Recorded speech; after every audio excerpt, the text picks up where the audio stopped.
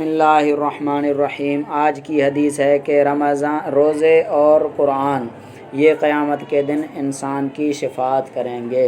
حدیث ہے عن عبداللہ بن عمر ان رسول اللہ صلی اللہ علیہ وسلم قال الصیام والقرآن یشفعان للعبد یقول الصیام رب انی منعته الطعام والشهوات بالنهار فاشفعنی فیہ ویقول القرآن منعته النوم باللیل فاشفعنی فیہ فیشفعان۔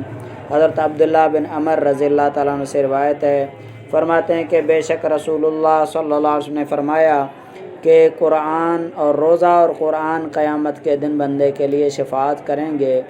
روزہ کہے گا کہ اے میرے رب، میں نے اس کو دن کے کھانے اور شہوت سے روکے رکھا، میری شفاعت اس کے حق میں قبول ہو۔ اور قرآن کہے گا کہ اے اللہ، میں نے اس کو رات کو سونے سے منع کیا، روکے رکھا، میری شفاعت اس کے حق میں قبول ہو۔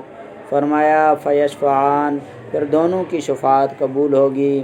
اب سوچیں، اللہ تعالیٰ کا قرآن اور روزہ ہماری شفاعت کرے تو ہمیں عذاب کہاں سے ہو سکتا ہے۔